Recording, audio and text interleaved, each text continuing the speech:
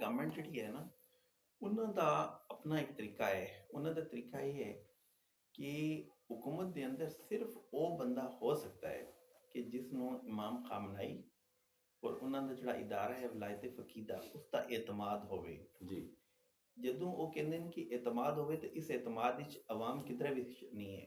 ਅਸੀਂ ਕਹਿੰਦੇ ਹਾਂ ਨਾ ਹਾਂਜੀ। ਕਿ ਹੁਕੂਮਤ ਵਿੱਚ ਉਹ ਬੰਦਾ ਹੋਣਾ ਚਾਹੀਦਾ ਹੈ ਜਿਸ ਨੂੰ ਇਸ ਮਹੱਲੇ ਦੇ ਸਾਰੇ ਲੋਕ ਅਕਸਰੀਅਤ ਕਹਵੇ ਕਿ ਭਾਈ ਇਸ ਨੂੰ ਸ਼ਾਮਿਲ ਹੋਣਾ ਚਾਹੀਦਾ ਹੈ ਤੇ ਤਲੋਂ ਯਾਨੀ ਤਾਕਤ ਉਸ ਨੂੰ ਦੇਵੇ ਤੇ ਉਹ ਹੋਵੇ। ਲੇਕਿਨ ਉਹਨਾਂ ਦਾ ਉਲਟ ਹੈ, ਉਹ ਕਹਿੰਦੇ ਨੇ ਕਿ ਜਿਹੜਾ ਉਹਨਾਂ ਦਾ ਆਪਣਾ ਮਜ਼ਹਬੀ ਇਦਾਰਾ ਹੈ, ਅਗਰਚੇ ਉਹ ਇਹੋ ਜਿਹੇ ਮਜ਼ਹਬੀ ਨਹੀਂ ਹਨ ਜਿਸ ਤਰ੍ਹਾਂ ਪਾਕਿਸਤਾਨ ਦੇ ਅੰਦਰ ਇੱਥੇ ਚਾਹੇ ਸ਼ੀਆ ਹਨ ਜਾਂ ਸੁन्नी ਹਨ ਜਾਂ ਦੇਵਬੰਦੀ ਬਰੇਲਵੀ ਹਨ, ਬਿਲਕੁਲ ਨਹੀਂ ਇਹ ਜਿਹੇ ਹਨ। ਉਹ ਸਭ ਤੇ ਸਭ ਸਿਆਸੀ ਲੋਕ ਹਨ। ਬਿਲਕੁਲ ਠੀਕ ਹੈ। ਔਰ ਈਰਾਨ ਦਾ ਕੋਈ ਬਹੁਤ ਵੱਡਾ ਤੁਸੀਂ ਇੱਕ ਆਲਮ ਵੇਖੋ, ਠੀਕ ਹੈ, ਤੇ ਇਹ ਵੀ ਉਸ ਦਾ ਆਪਣੀ ਗੱਲ ਹੈ ਕਿ ਉਹ ਨਮਾਜ਼ ਪੜ੍ਹੇ ਨਾ ਪੜ੍ਹੇ, ਸਾਡਾ ਇਸ ਨਾਲ ਕੋਈ ਨਹੀਂ ਹੈ ਕਿ ਕੋਈ ਪੜ੍ਹੇ ਤੇ ਅਸੀਂ ਕਹਿੰਦੇ ਕਿ ਭਾਈ ਉਹ ਕੋਈ ਉਹਦੇ ਅੰਦਰ ਸ਼ਊਰ ਨਹੀਂ ਹੈ। ਬਿਲਕੁਲ ਇਹ ਸਾਡਾ ਕੋਈ ਮਿਆਰ ਨਹੀਂ ਹੈ ਕਿ ਜਿਹੜਾ ਨਮਾਜ਼ ਪੜ੍ਹਦਾ ਹੈ ਤੇ ਉਹ ਬਾਸ਼ਊਰ ਨਹੀਂ ਹੈ। ਇਹ ਉਹਨਾਂ ਦਾ ਆਪਣਾ ਰਿਚੁਅਲ ਹੈ। ਅਸੀਂ ਐਵੇਂ ਹੀ ਕਹਿੰਦੇ ਹਾਂ ਕਿ ਭਾਈ ਅਕਾਇਦ ਔਰ ਇਬਾਦਤ ਹਰ ਬੰਦੇ ਦਾ ਆਪਣਾ ਪਰਸਨਲ ਹੱਕ ਹੈ, ਠੀਕ ਹੈ ਨਾ। ਉਸ ਉੱਤੇ ਅਸੀਂ ਕਿਸੇ ਨੂੰ ਨਹੀਂ ਲਾ ਸਕਦੇ ਕਿ ਭਾਈ ਉਹ ਬੰਦਾ ਕੋਈ ਬੇਸ਼ਊਰ ਹੈ। ਲੇਕਿਨ ਉਹਨਾਂ ਨੂੰ ਅਸੀਂ, ਮੈਂ ਜਿਤਨੇ ਲੋਕਾਂ ਨਾਲ ਮੇਰਾ ਇੰਟਰੈਕਸ਼ਨ ਹੋਇਆ ਹੈ, ਇੱਥੇ ਵੀ ਨਾਲ ਹੀ ਸਾਡੇ ਈਰਾਨ ਦਾ ਇੱਕ ਹੈ ਨਾ ਖਾਨਾ ਫਰੰਗ, ਉੱਥੇ ਜਾਂਦੇ ਰਹਿੰਦੇ ਆ, ਉਹਨਾਂ ਦੀ ਲਾਇਬ੍ਰੇਰੀ ਹੈ, ਉੱਥੇ ਦੇ ਲੋਕ ਵੀ ਆਉਂਦੇ ਰਹਿੰਦੇ। ਜਿਤਨਾ ਤੁਸੀਂ ਉਹਨਾਂ ਨਾਲ ਗੱਲ ਕਰੋ, ਹਰ ਬੰਦਾ ਜਿਹੜਾ ਰਿਚੁਅਲਸ ਤੇ ਬਹੁਤ ਜ਼ਿਆਦਾ ਪਾਬੰਦ ਹੈ, ਲੇਕਿਨ ਬੈਨ-ਅਲ-ਕੌਮੀ ਸਿਆਸਤ, ਬਿਲਕੁਲ ਖਿੱਤੇ ਦੀ ਸਿਆਸਤ ਹਰ ਜਗ੍ਹਾ ਦੀ, ਯਾਨੀ ਈਰਾਨ ਵਾਲੇ ਨੂੰ ਕਿਉਂ ਤੁਸੀਂ ਪਾਕਿਸਤਾਨ ਵਿੱਚ ਕੀ ਹੋ ਰਿਹਾ ਤੇ ਸ਼ਾਇਦ ਮੇਰੇ ਤੋਂ ਜਾਂ ਤੁਸੀਂ ਤੋਂ ਜ਼ਿਆਦਾ ਉਸਨੂੰ ਪਤਾ ਹੋਵੇ ਪਾਕਿਸਤਾਨ ਕੀ ਹੋ ਰਿਹਾ ਹੈ। ਸਾਊਦੀ ਅਰਬ ਦੀ ਸਿਆਸਤ ਕਿਸ ਤਰ੍ਹਾਂ ਚੱਲ ਰਹੀ ਹੈ, ਯਾਨੀ ਕਿ ਉਹ ਉਹਨਾਂ ਦੇ ਅੰਦਰ ਸਿਆਸੀ ਸ਼ਊਰ ਮੌਜੂਦ ਹੈ। ਇਹ ਗੱਲ ਹੈ। ਔਰ ਇਹ ਸਿਆਸੀ ਸ਼ਊਰ ਦੀ ਵੀ ਮੇਰੇ ਖਿਆਲ ਵਿੱਚ ਬੁਨਿਆਦੀ ਇਹ ਵਜ੍ਹਾ ਹੈ ਕਿ ਉਹਨਾਂ ਦੀ ਜਿਹੜੀ ਆਵੇਜ਼ਸ਼ ਔਰ ਲੜਾਈ ਅਮਰੀਕਾ ਨਾਲ ਹੈ। ਤਾਂ ਅਮਰੀਕਾ ਨਹੀਂ ਹਰ ਇੱਕ ਹਕਮਤ ਅਮਲੀ ਨੂੰ ਸੋਚਦੇ ਨੇ ਕਿ ਭਾਈ ਅਮਰੀਕਾ ਕਿਸ ਮੁਲਕ ਵਿੱਚ ਕੀ ਹਕਮਤ ਅਮਲੀ ਇਖਤਿਆਰ ਕਰ ਰਿਹਾ ਹੈ। ਗੱਲ ਹੈ ਕਮਲ ਉਹ ਜਿਹੜੀ ਉਹਨਾਂ ਦਾ ਜਿਹੜਾ ਉੱਤੇ ਮੁਲਾਇਤ ਬੈਠੀ ਹੈ, ਉਹ ਜਿਹੋ ਜਿਹੀ ਵੀ ਸ਼ਕਲ 'ਚ ਹੈ ਅਸੀਂ ਕਹੀਏ, ਤੇ ਆਖਿਰ ਲੜਾਈ ਲਈ ਕਿੰਨੇ ਬੜੇ ਦੁਸ਼ਮਣ ਨਾਲ। ਔਰ ਅਸੀਂ ਇਹ ਵੀ ਦੇਖਦੇ ਹਾਂ ਕਿ ਉਹ ਮੁਲਾਇਤ ਚਾਹੇ ਜਿੰਨੀ ਵੀ ਪ੍ਰੋਗਰੈਸਿਵ ਹੋਵੇ, ਉਹ ਬਹਰਹਾਲ ਉਹਦਾ ਇੱਕ ਖਾਸ ਹੈ। ਤੇ ਉਹਨੂੰ ਆਪਣਾ ਖਤਰਾ ਨਹੀਂ ਹੈ ਕਿ ਜਦ ਇੰਨੇ ਸਖਤ ਅਸੀਂ ਇੱਕ ਰੱਖਾਂਗੇ ਡਿਸਿਪਲਨ, ਲੋਕਾਂ ਨੂੰ ਇਨਵੋਲਵ ਨਹੀਂ ਕਰਾਂਗੇ, ਤੇ ਇਹ ਸਭ ਕੁਝ ਤੇ ਹੋਣਾ ਹੀ ਸੀ ਜੋ ਅੱਜ ਈਰਾਨ 'ਚ ਹੋ ਰਿਹਾ ਹੈ। ਉਹਦਾ ਦੀ ਗਲਤਫਹਿਮੀ ਹੈ। ਗਲਤਫਹਿਮੀ ਇਹ ਹੈ ਕਿ ਅਗਰ ਇਹ ਇਖਤਿਆਰ ਅਸੀਂ ਸਾਰੇ ਆਵਾਮ ਨੂੰ ਦੇ ਦਿਆਂਗੇ ਤਾਂ ਉਹ ਕਹਿ ਰਹੇ ਨੇ ਕਿ ਉਹ ਅਸਾਂ ਪੂਰਾ ਜਿਹੜਾ ਸਿਸਟਮ ਬਣਾਇਆ ਹੈ ਨਾ, ਅਸੀਂ ਇਹਨਾਂ ਸਾਰੇ ਨੂੰ ਉਲਟ ਦੇਂਗੇ। ਠੀਕ ਹੈ, ਡਰ ਹੈ ਨਾ, ਇਹ ਉਹਨਾਂ ਦਾ ਡਰ ਔਰ ਖੌਫ ਹੈ। ਔਰ ਇਸ ਡਰ ਔਰ ਖੌਫ ਦੀ ਵਜ੍ਹਾ ਨਾਲ ਉਹਨਾਂ ਦੇ ਅੰਦਰ ਜਿਹੜੀ ਬੁਨਿਆਦ ਪ੍ਰਸਤੀ ਹੈ ਨਾ, ਉਹ ਬੁਨਿਆਦ ਪ੍ਰਸਤੀ ਤੋਂ ਹੋਰ ਜ਼ਿਆਦਾ ਪੱਕੇ ਹੋ ਰਹੇ ਨੇ। ਉਹ ਮੁਖਤਲਿਫ ਮੁਲਕਾਂ ਹੀ ਵੇਖਦੇ ਨਾ ਕਿ ਭਾਈ ਇਤਜਾਜ ਤੇ ਧਰਨਾ ਹੋਇਆ ਹੈ ਤਾਂ ਉਹਨਾਂ ਦੀ ਹੁਕੂਮਤ ਉਲਟ ਗਈ ਹੈ, ਫਿਰ ਉਹ ਕਹਿੰਦੇ ਨੇ ਕਿ ਉਹ ਹੋ ਇਤਜਾਜ ਧਰਨੇ ਦੀ ਅਸੀਂ ਇਜਾਜ਼ਤ ਨਹੀਂ ਦੇਣੀ, ਇਹ ਹੁਕੂਮਤ ਉਲਟ ਸਕਦੀ ਹੈ। ਫਿਰ ਅੱਜ ਉਹਨਾਂ ਦਾ ਜਿਹੜਾ ਵਜ਼ੀਰ ਖਾਰਜਾ ਸੀ, ਉਹਨਾਂ ਦਾ ਬਿਆਨ ਸੀ ਕਿ ਜਿਨ੍ਹਾਂ ਲੋਕਾਂ ਸਾਡੇ ਖਿਲਾਫ ਇਤਜਾਜ ਕੀਤਾ ਹੈ, 3% ਉਹ ਲੋਕ ਸਨ ਕਿ ਜਿਨ੍ਹਾਂ ਦੇ ਮੁਤਾਲਬਾਤ ਜਾਇਜ਼ ਸਨ, ਉਹ ਹਕੀਕੀ ਜਿਹੜੇ ਮਸਾਇਲ ਹਨ ਉਹਨਾਂ ਨੂੰ ਸਾਹਮਣੇ ਲਾ ਰਹੇ ਸਨ। ਲੇਕਿਨ 70% ਉਹ ਲੋਕ ਹਨ ਜਿਹੜੇ ਦੁਸ਼ਮਣ ਦੇ ਆਲਾਕਾਰ ਔਰ ਉਹ ਫਿਤਨਾ ਪਰਵਰ ਹੈ। ਮੇਰੇ ਖਿਆਲ ਵਿੱਚ ਉਹਨਾਂ ਨੂੰ ਇਹ ਕਹਿਣਾ ਚਾਹੀਦਾ ਸੀ ਕਿ ਜਿਹੜੇ ਲੋਕਾਂ ਦੇ ਮੁਤਾਲਬੇ ਹਨ ਉਹ ਸਾਰੇ ਮੁਤਾਲਬੇ ਠੀਕ ਹਨ। ਹਾਂਜੀ, ਬਿਲਕੁਲ ਸਹੀ, 100% ਠੀਕ ਹੈ। ਗੁਰਬਤ ਵੀ ਹੈ, ਮਹਿੰਗਾਈ ਵੀ ਹੈ, ਸਾਰਾ ਕੁਝ ਹੈ, ਲੇਕਿਨ ਅਸੀਂ ਗੁਰਬਤ ਔਰ ਮਹਿੰਗਾਈ ਨੂੰ ਖਤਮ ਕਰਨ ਲਈ ਇਹ ਕੀਤਾ ਹੈ। ਔਰ ਕਿਹੜੀਆਂ ਤਾਕਤਾਂ ਹਨ, ਅਮਰੀਕਾ ਸਾਰੀਆਂ ਕਾਵਿਸ਼ਾਂ ਨੂੰ, ਸਾਰੀਆਂ ਕੋਸ਼ਿਸ਼ਾਂ ਨੂੰ ਸਬੋਟਾਜ ਕਰਨ ਲਈ ਇਹ ਕੀਤਾ ਹੈ। ਠੀਕ ਹੈ, ਅਗਰ ਅਮਰੀਕਾ ਦੀ ਪਾਬੰਦੀਆਂ ਨਾ ਹੋਣ ਤਾਂ ਅਸੀਂ ਇਹ ਕਰ ਸਕਦੇ ਹਾਂ। ਤੇ ਅਸੀਂ ਆਪਣੀ ਆਵਾਮ ਨੂੰ, ਅਸੀਂ ਆਪਣੀ ਕੌਮ ਨੂੰ ਕਹਿੰਦੇ ਹਾਂ ਕਿ ਤੁਸੀਂ ਥੋੜ੍ਹਾ ਜਿਹਾ ਸਾਨੂੰ ਟਾਈਮ ਦਿਓ।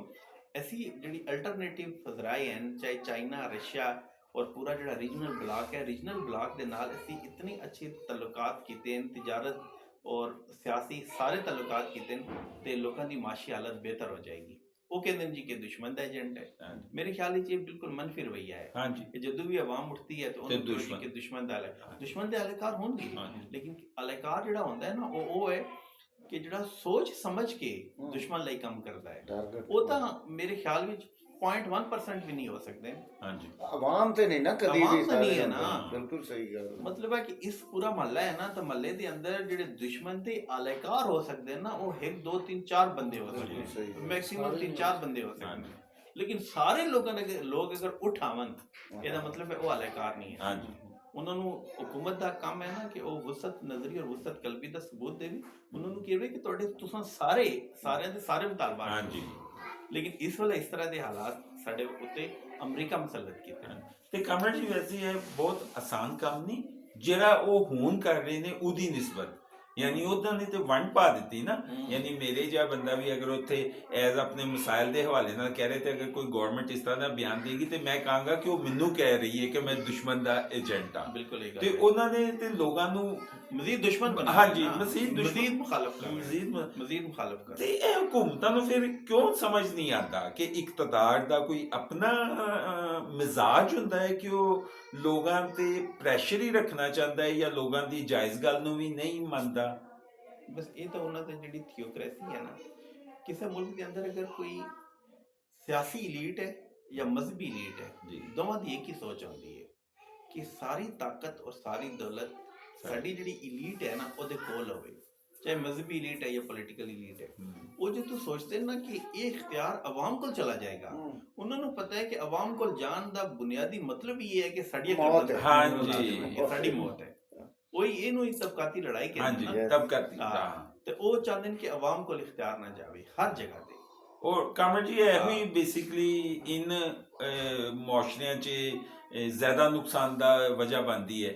ਹੁਣ ਅਗਰ ਇੱਥੇ ਵੈਨੇਜ਼ੁਏਲਾ 'ਚ ਹਾਲਾਤ ਨਾਰਮਲ ਹੋਏ ਤੇ ਲੋਕਾਂ ਕੋਲ ਇਖਤਿਆਰ ਹੈ, ਇੱਥੇ ਹਾਲਾਤ ਨਾਰਮਲ ਨਹੀਂ ਹੋ ਰਹੇ ਕਿਉਂਕਿ ਲੋਕਾਂ ਕੋਲ ਇਖਤਿਆਰ ਨਹੀਂ ਹੈ। ਬੁਨਿਆਦੀ ਇਹ ਗੱਲ ਹੈ। ਔਰ ਮੇਰੇ ਖਿਆਲ ਦੇ ਅੰਦਰ ਅਗਰ ईरान की जी सूरत हाल है ना, ईरान के अंदर 100% लोग अमरीका मुखालफ है, बेशक अपने रजीम के मुखालफ ही हैं, अपनी हुकूमत के मुखालफ ही हैं, वो अमरीका दोस्त नहीं है। बिल्कुल सही। इस गलों अगर ये हुकूमत रहे ना रहे, पूरा निज़ाम खत्म भी हो जाए तो अमरीका चाहे कि अमरीका की हिकमत अमली ते कामयाब हो सकती है, तो नहीं हो सकती, ईरान च भी नहीं हो बिल्कुल ही। सकती। अच्छा, एक बहुत बड़ा चैलेंज थी ईरान का मेरे ख्याल ਵਿੱਚ ਤੁਸੀਂ ਵੇਖੋ ਕਿ 55 ਸਾਲ ਦਾ ਇੱਕ ਮਸਲਾ ਸੀ ਜਿਹੜਾ ਚਾਈਨਾ ਹੱਲ ਕੀਤਾ ਹੈ। ਅਮਰੀਕਾ ਨੂੰ ਇਸ ਦੀ ਬਹੁਤ ਵੱਡੀ ਤਕਲੀਫ ਹੈ। ਉਹ ਇਹ ਸੀ ਕਿ ਪੂਰੀ ਜਿਹੜੀ ਮਿਡਲ ਈਸਟ ਦੀ ਪੋਲਿਟਿਕਸ ਹੈ, ਇਸ ਪੂਰੀ ਪੋਲਿਟਿਕਸ ਵਿੱਚ ਸਾਮਰਾਜੀ ਹਕਮਤ ਅਮਲੀ ਇਹ ਸੀ ਕਿ ਇਹਨੂੰ ਸ਼ੀਆ ਸੁੰਨੀ ਦੇ ਵਿੱਚ ਤਕਸੀਮ ਰੱਖਿਆ ਜਾਵੇ, ਤਕਸੀਮ ਕੀਤਾ ਜਾਵੇ ਔਰ ਇਹਨਾਂ ਨੂੰ ਲੜਾਇਆ ਜਾਵੇ। ਸ਼ੀਆ ਨੂੰ ਕਿਹਾ ਜਾਏ ਕਿ ਇਹ ਸੁੰਨੀਆਂ ਦੀ ਵਜ੍ਹਾ ਨਾਲ ਤੁਹਾਡੇ ਅੰਦਰ ਇੱਕ ਅਦਮ ਤਹਫੁਜ਼ ਹੈ, तो सुनिए ਨੂੰ ਕਿਹਾ ਜਾਵੇ ਕਿ ਇਹ ਈਰਾਨ ਦੀ ਵਜ੍ਹਾ ਨਾਲ, ਸ਼ੀਆ ਕਮਿਊਨਿਟੀ ਦੀ ਵਜ੍ਹਾ ਨਾਲ ਤੁਸੀਂ ਅਦਮ ਤਹਫੁਜ਼ ਦਾ ਸ਼ਿਕਾਰ ਹੋ। ਠੀਕ ਹੈ, ਤੇ ਹਾਂਡੀ ਉਬਲਦੀ ਰਹੇ ਤਾਂ ਅਮਰੀਕਾ ਜਿਹੜਾ ਹੈ ਨਾ ਉਹ ਇਸ ਖਿੱਤੇ ਦੇ ਅੰਦਰ ਆਪਣਾ ਮਫਾਦ ਪੂਰਾ ਕਰਦਾ ਰਹੇ। ਲੇਕਿਨ ਚਾਈਨਾ ਦੀ ਮੁਦਾਖਲਤ ਦੀ ਵਜ੍ਹਾ ਨਾਲ ਸਾਊਦੀ ਅਰਬ ਔਰ ਈਰਾਨ ਦੇ ਦਰਮਿਆਨ ਦੋਸਤੀ ਹੋ ਗਈ। ਉਹਨਾਂ ਦੇ ਦਰਮਿਆਨ ਜਿਹੜੀ ਲੜਾਈ ਸੀ ਨਾ, ਉਹ ਲੜਾਈ ਖਤਮ ਹੋ ਗਈ ਤੇ ਉਹ ਜਿਹੜੀ ਹਕਮਤ ਅਮਲੀ ਅਮਰੀਕਾ ਦੀ ਸੀ ਨਾ, ਉਹ ਫੇਲ ਹੋ ਗਈ। ਜਬ ਤੱਕ ਉਹ ਹਕਮਤ ਅਮਲੀ ਅਮਰੀਕਾ ਰੱਖੀ ਹੈ ਤੇ ਉਹ ਕਹਿੰਦਾ ਸੀ ਕਿ ਅਸੀਂ ਈਰਾਨ ਤੇ ਹਮਲਾ ਕਰਾਂਗੇ, ਇਹ ਕਰਾਂਗੇ, ਉਹ ਕਰਾਂਗੇ, ਲੇਕਿਨ ਉਹਨਾਂ ਕੋਈ ਹਮਲਾ ਕਰਨ ਦਾ ਪ੍ਰੋਗਰਾਮ ਨਹੀਂ ਸੀ ਕਿਉਂਕਿ ਈਰਾਨ ਦੀ ਉਸ ਹਕਮਤ ਅਮਲੀ ਦਾ ਫਾਇਦਾ ਅਮਰੀਕਾ ਨੂੰ ਹੋ ਰਿਹਾ ਸੀ। ਭਲੇ ਉਹ ਸਾਡੇ ਬਜ਼ੁਰਗ ਸਨ ਕਹਿੰਦੇ ਸਨ ਜੀ ਕਿ ਜਿਹੜਾ ਅਮਰੀਕਾ ਮੁਰਦਾਬਾਦ ਦਾ ਵੀ ਨਾਰਾ ਲਾਵੇ, ਅਮਰੀਕਾ ਨੂੰ ਗਾਲੀਆਂ ਵੀ ਦੇਵੇ। ਉਹਦੀ ਮਿਸਾਲ ਇਸ ਤਰ੍ਹਾਂ ਦੀ ਹੈ ਕਿ ਜਿਹੜੀ ਗਾਂ ਹੈ, ਗਾਂ ਜਿਸ ਨੂੰ ਲੱਤ ਮਾਰਦੀ ਹੈ ਉਸੀ ਨੂੰ ਦੁੱਧ ਦਿੰਦੀ ਹੈ।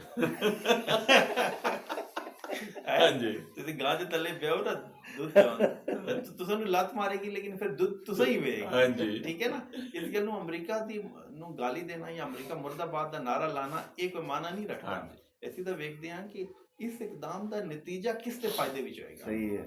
ਤੇ ਇਹ ਜਿਹੜੀ ਲੜਾਈ ਸੀ ਨਾ, ਇਹ ਲੜਾਈ ਜਦੋਂ ਕਮ ਹੋਈ ਹੈ, ਖਤਮ ਹੋਈ ਹੈ, ਉਹਦੀ ਵਜ੍ਹਾ ਨਾਲ ਖਤਮ ਤਾਂ ਨਹੀਂ ਹੋਈ ਲੇਕਿਨ ਬਹੁਤ ਕਮ ਹੋਈ ਹੈ ਔਰ ਖਾਤਮੇ ਵੱਲ ਜਾ ਰਹੀ ਹੈ।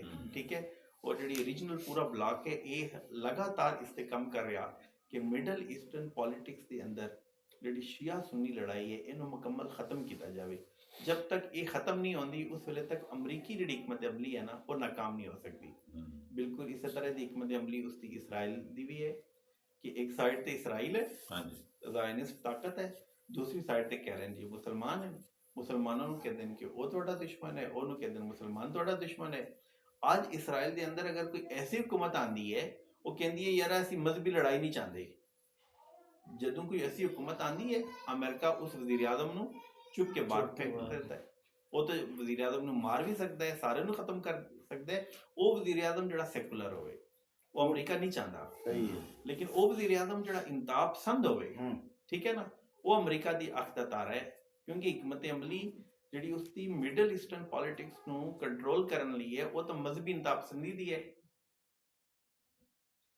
ਇਹ ਗੱਲ ਉਹਨੇ ਸ਼ਾਮ 'ਚ ਵੀ ਸਾਬਤ ਕੀਤੀ ਹੈ। ਬਿਲਕੁਲ, ਉੱਥੇ ਵੀ ਉਹਨਾਂ ਇਹ ਬਸ਼ਾਰ ਉਲ ਅਸਦ ਦੀ ਜਗ੍ਹਾ ਤੇ ਜਿਨ੍ਹਾਂ ਨੂੰ ਉਹਨੇ ਜਿਨ੍ਹਾਂ ਦੀ ਸਰ ਦੀ ਕੀਮਤ ਮੁਕਰਰ ਕੀਤੀ ਸੀ, ਹਾਂਜੀ। ਉਹ ਉੱਥੇ ਆ ਗਏ। ਉਹ ਵਾਈਟ ਹਾਊਸ ਚ ਮਿਲ ਰਿਆਂ ਨੇ ਜਾ ਕੇ ਉਹਨੂੰ। ਬਿਲਕੁਲ ਇਹ ਗੱਲ ਹੈ। ਹਾਂਜੀ। ਅੱਛਾ ਕਮਲ ਜੀ, ਇੱਕ ਸਵਾਲ ਹੋਰ ਵੀ ਪਲੀਜ਼ ਦੱਸਿਓ ਕਿ ਬਹੁਤ ਸਾਰੇ ਲੋਕ ਅੱਜ ਕੱਲ੍ਹ ਚਾਈਨਾ ਤੇ ਤੰਦ ਕਰ ਰਹੇ ਨੇ ਕਿ ਚਾਈਨਾ ਜਿਹੜਾ ਹੈ ਉਹ ਵੈਨਜ਼ੂਏਲਾ ਦੀ ਵਾਰੀ ਕਿੱਥੇ ਸੁੱਤਾ ਹੈ, ਈਰਾਨ ਦੇ ਵਾਰੀ ਕਿੱਥੇ ਸੁੱਤਾ ਹੈ, ਔਰ ਚਾਈਨਾ ਨੇ ਕੁਝ ਵੀ ਨਹੀਂ, ਚਾਈਨਾ ਐਵੇਂ ਇਹਨਾਂ ਨੇ ਬਣਾ ਚੱਲਿਆ। ਤਾਂ ਕਿਆ ਵਾਕਈ ਚਾਈਨਾ, ਜਿਵੇਂ ਤੁਸੀਂ ਪਹਿਲੇ ਦੱਸਿਆ ਕਿ ਈਰਾਨ ਨਾਲ ਕੋਈ ਤਜਾਰਤ ਵਗੈਰਾ ਦਾ ਜਾਂ ਈਰਾਨ ਨੂੰ ਕੋਈ ਆਸਰਾ ਸਪੋਰਟ ਦੇ ਰਿਹਾ ਸੀ, ਤਾਂ ਕਿਆ ਅਮਰੀਕਾ ਲਈ ਵਾਕਈ ਕੋਈ ਇੰਜ ਦੀ ਕੋਈ ਅਮਲੀ ਸੂਰਤ ਬਣ ਸਕਦੀ ਹੈ ਕਿ ਜਿਹਦੇ 'ਚ ਚੀਨ ਜਿਹੜਾ ਹੈ ਉਹ ਅਮਰੀਕਾ ਮੁਖਾਲਫ ਕੁਵਤਾਂ ਨੂੰ ਕੋਈ ਸਪੋਰਟ ਕਰ ਸਕੇ? ਮੇਰੇ ਖਿਆਲ ਦੇ ਵਿੱਚ ਨਾ ਚੰਦ ਦਿਨ ਪਹਿਲਾਂ ਇਸਲਾਮਾਬਾਦ ਵਿੱਚ ਇੱਕ ਮੁਜ਼ਾਹਰਾ ਸੀ ਨਾ, ਵੈਨਜ਼ੂਏਲਾ ਦੇ ਉੱਤੇ ਜਿਹੜਾ ਅਟੈਕ ਹੋਇਆ ਉਹਦੇ ਖਿਲਾਫ, ਮੈਂ ਵੀ ਉੱਥੇ ਗਿਆ ਸਾਂ, ਤੇ ਉੱਥੇ ਮੁਜ਼ਾਹਰੇ ਤੋਂ ਪਹਿਲਾਂ ਨਾ ਚੰਦ ਸਾਡੇ ਦੋਸਤ ਆਏ ਸਨ। ਠੀਕ ਹੈ। ਉਹ ਗੱਲ ਕਰ ਰਹੇ ਸਨ ਜੀ ਕਿ ਚੀਨ ਜਿਹੜਾ ਹੈ ਨਾ ਉਹ ਉਭਰਤਾ ਸਾਮਰਾਜ ਹੈ। ਹਾਂਜੀ, ਠੀਕ ਹੈ, ਜਰਨਲੀ ਇਹੋ ਹੀ ਕਿਹਾ ਜਾਂਦਾ ਹੈ। ਹਾਂ, ਮੈਂ ਉਹਨਾਂ ਨੂੰ ਕਿਹਾ ਕਿ ਕਮਰੇਡ, ਜਿਸ ਗੱਲੋਂ ਅਸੀਂ ਜਮ੍ਹਾਂ ਹੋਏ ਹਾਂ ਉਹ ਤਾਂ ਇਸ ਮੌਜੂ ਨਾਲ ਤਾਂ ਕੋਈ ਤਾਲੁਕ ਹੀ ਨਹੀਂ ਯੈਸ। ਹੈ। ਅਸੀਂ ਤਾਂ ਅਮਰੀਕੀ ਹਮਲੇ ਦੀ ਮਜ਼ੰਮਤ ਕਰ ਲਈ। ਔਰ ਸੌਰੀ, ਇੱਥੋਂ ਹੀ ਤੁਸੀਂ ਗੱਲ ਸ਼ੁਰੂ ਕਰਿਆ ਜੇ ਕੱਲ ਤੱਕ ਉਹ ਵੀ ਕਹਿੰਦੇ ਸੀ ਕਿ ਵੈਨਜ਼ੂਏਲਾ ਵੀ ਜਿਹੜਾ ਹੈ ਉਹ ਵੀ ਇੱਕ ਇੰਜ ਦੀ ਹੀ ਹਾਂ, ਬਿਲਕੁਲ ਇਹ ਗੱਲ ਹੈ। ਅਮਰ ਹੈ। ਔਰ ਇਹ ਵੀ ਹੈ ਕਿ ਉਹ ਲੋਕ ਜਿਹੜੇ ਅਮਰੀਕੀ ਸਾਮਰਾਜ ਦੇ ਮੁਖਾਲਫ ਕੰਮ ਕਰ ਰਹੇ ਨਾ, ਉਹਨਾਂ ਦੀ ਜਿਹੜੀ ਮੁਖਾਲਫਤ ਹੈ ਜਾਂ ਉਹਨਾਂ ਦੀ ਜਿਹੜੀ ਉਸੂਲੀ ਸਿਆਸਤ ਹੈ, ਉਸ ਉੱਤੇ ਸਵਾਲੀਆ ਨਿਸ਼ਾਨ ਸ਼ਾਇਦ ਇਹ ਵੀ ਮਿਲੇ ਹੀ ਹਨ, ਲੇਕਿਨ ਸ਼ਾਇਦ ਇਹ ਵੀ ਮਿਲੇ ਹੀ ਹਨ। ਤੇ ਮੈਨੂੰ ਬੜਾ ਅਜੀਬ ਲੱਗਾ ਹੈ ਕਿ ਮੈਂ ਉਹਨਾਂ ਨੂੰ ਕਿਹਾ ਕਿ ਸਾਮਰਾਜ ਦੀ ਤਾਰੀਫ ਕੀ ਹੈ ਤੁਹਾਡੇ ਨਜ਼ਦੀਕ? ਸਾਮਰਾਜ ਦੀ ਤਾਂ ਸਾਰੇ ਲੋਕਾਂ ਦੀ ਜਿਹੜੀ ਮੁਤਫਿਕਾ ਤਾਰੀਫ ਹੈ, ਠੀਕ ਹੈ, ਲੈਨਨ ਦੀ ਤਾਰੀਫ ਨੂੰ ਵੇਖੋ, ਬਾਕੀ ਸਾਰਿਆਂ ਨੂੰ ਵੇਖੋ ਕਿ ਭਾਈ ਉਹ ਤਾਕਤ ਕਿ ਜਿਹੜੀ ਦੂਸਰੇ ਮੁਲਕ ਉੱਤੇ ਹਮਲਾ ਕਰਦੀ ਹੈ, ਉਸ ਮੁਲਕ ਦੀ ਮਿੱਟੀ ਤੇ, ਉਹਦੇ ਜੁਗਰਾਫੀਏ ਤੇ, ਵਸਾਇਲ ਤੇ ਕਬਜ਼ਾ ਕਰਦੀ ਹੈ, ਕਬਜ਼ਾ ਕਰਕੇ ਉਹਦੇ ਸਿਆਸਤ ਤੇ ਕਬਜ਼ਾ ਕਰਕੇ ਉਹਦੇ ਵਸਾਇਲ ਲੁੱਟਦੀ ਹੈ, ਉਹਨੂੰ ਸਾਮਰਾਜ ਕਹਿੰਦੇ ਹਨ। ਕਿਸੇ ਮੁਲਕ ਦੀ ਸਿਆਸਤ ਤੇ ਕਬਜ਼ਾ ਕਰਕੇ ਉਹਨੂੰ ਵਸਾਇਲ ਨੂੰ ਲੁੱਟੇ ਤਾਂ ਉਹ ਸਾਮਰਾਜ ਹੈ। ਤੇ ਮੈਂ ਉਹਨਾਂ ਨੂੰ ਕਿਹਾ ਕਿ ਕੋਈ ਐਸਾ ਮੁਲਕ ਹੈ ਕਿ ਜਿੱਥੇ ਚੀਨ ਇਸ 40 ਸਾਲ 50 ਸਾਲ ਵਿੱਚ ਕੋਈ ਹਮਲਾ ਕੀਤਾ ਹੋਵੇ, ਹਮਲਾ ਕਰਕੇ ਕਬਜ਼ਾ ਕੀਤਾ ਹੋਵੇ ਤੇ ਕਿਸੇ ਦੇ ਵਸਾਇਲ ਲੁੱਟੇ ਹੋਣ? ਐਸਾ ਤਾਂ ਕੋਈ ਮੁਲਕ ਨਹੀਂ ਹੈ।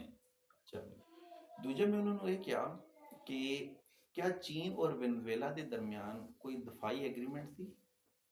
एक दफाई एग्रीमेंट होता है ना, एक है दफाई तावन का एग्रीमेंट, ये और चीज है। हाँ जी, एक दफाई एग्रीमेंट, एक होता है दफाई एग्रीमेंट। दफाई एग्रीमेंट सिर्फ इस वेले जो रशिया है ना, रशिया का दफाई एग्रीमेंट एक बेलारूस के नाल है, दूसरा नॉर्थ कोरिया नाल है। अच्छा, बस इन्हां दा नाल दफाई एग्रीमेंट।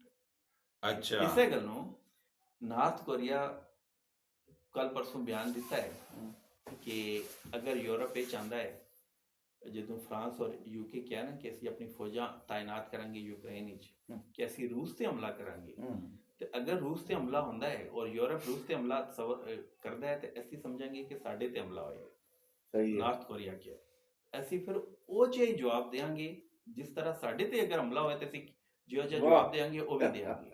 वो उन्होंने फौजी है ना यूक्रेन ਜਿਹੜੀਆਂ ਸਾਮਰਾਜ ਦੀ ਪੁਸ਼ਤ ਬਣਾਈ ਤੇ ਯੂਕਰੇਨ ਦੇ ਲੋਕ ਹਨ ਨਾ, ਜਿਹੜੀਆਂ ਫੌਜਾਂ ਲੜ ਰਹੀਆਂ ਤੇ ਉਹਦੇ ਖਿਲਾਫ ਰਸ਼ੀਆ ਦੇ ਨਾਲ ਮਿਲ ਕੇ ਉਹ ਲੜ ਰਹੇ ਨੇ। ਬੈਲਾਰੂਸ ਤੇ ਫੌਜੀ ਲੜ ਰਹੀ ਹੈ ਔਰ ਉਹ ਵੀ ਉਹਨਾਂ ਦਾ ਦਫਾਈ ਐਗਰੀਮੈਂਟ ਹੈ। ਹੁਣ ਵੈਨਜ਼ੂਏਲਾ ਦੇ ਨਾਲ ਨਾ ਚੀਨ ਦਾ ਦਫਾਈ ਐਗਰੀਮੈਂਟ ਹੈ, ਠੀਕ ਹੈ ਨਾ, ਕੋਈ ਸਿਕਿਉਰਿਟੀ ਐਗਰੀਮੈਂਟ ਹੈ ਨਾ ਰਸ਼ੀਆ ਦਾ। ਹਾਂਜੀ, ਤੇ ਇਸ ਗੱਲੋਂ ਇਹਨਾਂ ਦੋ ਮੁਲਕਾਂ ਵਿੱਚ ਕੋਈ ਉੱਥੇ ਜਾ ਕੇ ਲੜ ਤਾਂ ਨਹੀਂ ਸਕਦਾ। ਔਰ ਮੇਰੇ ਖਿਆਲ ਵਿੱਚ ਉਹਨਾਂ ਦੀ ਸਭ ਤੋਂ ਬੜੀ ਦਾਨਿਸ਼ਮੰਦੀ ਇਹ ਹੈ ਕਿ ਬਜਾਏ ਕਿ ਵੈਨਜ਼ੂਏਲਾ ਜਾਂ ਉਹਦੇ ਜਿਹੜਾ ਸਦਰ ਹੈ ਉਸ ਦੇ ਉੱਤੇ ਇਲਜ਼ਾਮ ਲੱਗੇ ਕਿ ਇਹ ਰਸ਼ੀਅਨ ਨਵਾਜ਼ ਹੈ ਜਾਂ ਚਾਈਨਾ ਨਵਾਜ਼ ਹੈ, ਉਹ ਹੁਣ ਉਸ ਦਾ ਤਾਰੁਫ ਦੁਨੀਆ ਤੇ ਕੀ ਹੈ ਕਿ ਉਹ ਵੈਨਜ਼ੂਏਲਾ ਦੀ ਆਵਾਮ ਦਾ ਹੈ, ਉਹ ਕੌਮ ਦਾ ਹੈ, ਆਪਣੀ ਆਵਾਮ ਦਾ ਹੈ, ਨਾ ਉਹ ਰਸ਼ੀਆ ਦਾ ਏਜੰਟ ਹੈ ਨਾ ਚਾਈਨਾ ਦਾ ਏਜੰਟ ਹੈ, ਠੀਕ ਹੈ ਨਾ। ਬਹੁਤ ਬੜੀ ਹੈ। ਔਰ ਮੇਰੇ ਖਿਆਲ ਵਿੱਚ ਉਹਨਾਂ ਦੀ ਕਾਮਯਾਬੀ ਵੀ ਹੈ ਔਰ ਚਾਈਨਾ ਤੇ ਰੂਸ ਦੀ ਵੀ ਇਹ ਕਾਮਯਾਬੀ ਹੈ।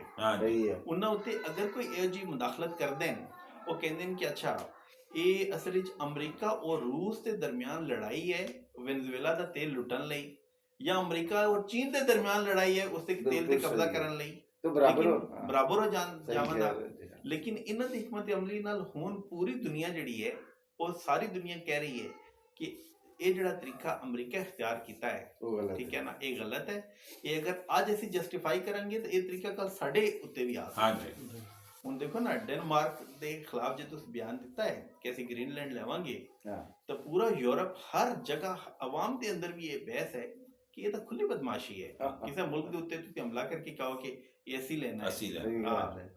ਤੇ ਮੇਰੇ ਖਿਆਲ ਵਿੱਚ ਨਾ ਕਿ ਇਸ ਨੂੰ ਅਸੀਂ ਸਮਝਣ ਦੀ ਲੋੜ ਹੈ ਕਿ ਜਿਹੜਾ ਚਾਈਨਾ ਹੈ, ਚਾਈਨਾ ਦਾ ਜਿਹੜਾ ਕੰਮ ਕਰਨ ਦਾ ਤਰੀਕਾਕਾਰ ਹੈ, ਉਹ ਕਹਿੰਦੇ ਨਾ ਕਿ ਤੁਹਾਡਾ ਜਿਹੜਾ ਦੁਸ਼ਮਣ ਤੁਹਾਨੂੰ ਜਿਸ ਮੈਦਾਨ ਵਿੱਚ ਲਾਣਾ ਚਾਹੁੰਦਾ ਹੈ, ਅਗਰ ਤੁਸੀਂ ਉਹਦੇ ਮੈਦਾਨ ਵਿੱਚ ਫੌਰਨ ਕੁੱਦ ਕੇ ਚਲੇ ਜਾਂਦੇ ਹੋ ਤਾਂ ਤੁਸੀਂ ਬੇਵਕੂਫ ਹੋ। ਜੀ ਬਿਲਕੁਲ ਸਹੀ। वाह, यानी- ओदी मर्जी के मुताबिक हाँ। अगर आ गए ਮਤਲਬ ਦੁਸ਼ਮਣ ਕਹਿੰਦਾ ਹੈ ਜੀ ਕਿ ਇਹ ਬਾਹਰ ਰੋਡ ਤੇ ਆਵੇ ਤਾਂ ਮੇਰੇ ਨਾਲ ਝਗੜਾ ਕਰੇ ਤਾਂ ਮੈਂ ਉਹਨੂੰ ਮਾਰ ਹਾਂਜੀ। ਦਿਆਂ। तो मैं भी भज गया। ਤੁਸੀਂ ਭੱਜ ਕੇ ਜਾਂਦੇ ਹੋ, ਇਹਦਾ ਮਤਲਬ ਹੈ ਉਹ ਕਾਮਯਾਬ ਹੋ ਗਿਆ। बिल्कुल सही है।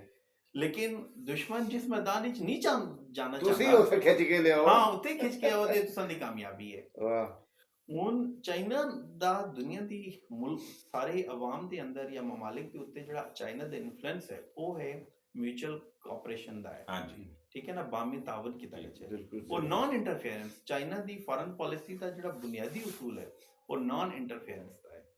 ਪਾਕਿਸਤਾਨ ਦੇ ਅੰਦਰ ਨਵਾਜ਼ ਸ਼ਰੀਫ ਦੀ ਹੁਕੂਮਤ ਆ ਰਹੀ, ਪੀਪਲਸ ਪਾਰਟੀ ਦੀ ਆ ਰਹੀ, ਮੁਸ਼ਰਫ ਆ ਰਿਹਾ, ਜੋ ਵੀ ਆ ਰਿਹਾ, ਉਹ ਕਹਿ ਰਹੇ ਨੇ ਕਿ ਅਸੀਂ ਇਹਨਾਂ ਦੇ ਦਰਮਿਆਨ ਜਿਹੜੇ ਤਾਲੁਕਾਤ ਹਨ ਉਹ ਮਾਸ਼ੀ ਬੁਨਿਆਦ ਦੇ ਉੱਤੇ ਹੈ। ਹਮ, ਠੀਕ ਹੈ, ਅਸੀਂ ਉਹਦੇ ਅੰਦਰ ਬਗਾਵਤ ਕਰਕੇ ਤੇ ਇੱਕ ਹੁਕੂਮਤ ਨੂੰ ਫੇਲ ਕਰਕੇ ਤੇ ਦੂਜੀ ਲਾਵਾਂ ਤੇ ਤੀਜੀ ਲਾਵੇ, ਜਿਹੜੀ ਹੁਕੂਮਤ ਹੀ ਆਂਦੀ ਹੈ ਇਹ ਉਹਨਾਂ ਦੀ ਆਵਾਮ ਦਾ ਹੱਕ ਹੈ। ਜੀ। ਔਰ ਜਿਹੜੀਆਂ ਤਾਕਤਾਂ ਜਿਹੜੀ ਹੁਕੂਮਤ ਲਾਉਂਦੇ ਨੇ, ਅਮਰੀਕਾ ਅਗਰ ਕਿਸੇ ਫੌਜੀ ਡਿਕਟੇਟਰ ਨੂੰ ਲਾਂਦਾ ਤਾਂ ਉਸ ਫੌਜੀ ਡਿਕਟੇਟਰ ਨੂੰ ਲਾਉਣ ਦਾ ਜਿਹੜਾ ਸਾਰਾ ਵਜ਼ਨ ਹੈ, ਸਾਰਾ ਬੋਝ ਉਹ ਅਮਰੀਕਾ ਦੀ ਗੱਲੇ ਤੇ ਪੈਂਦਾ ਹੈ ਨਾ। ਬਿਲਕੁਲ ਹਾਂਜੀ। ਸਹੀ ਹੈ। ਠੀਕ ਹੈ ਨਾ, ਜਿਤਨੇ ਵੀ ਲਾਉਂਦੇ ਤਾਂ ਸਾਰਾ ਬੋਝ ਉਸੇ ਅਮਰੀਕਾ ਹੀ ਉਠਾਇਆ ਹੈ।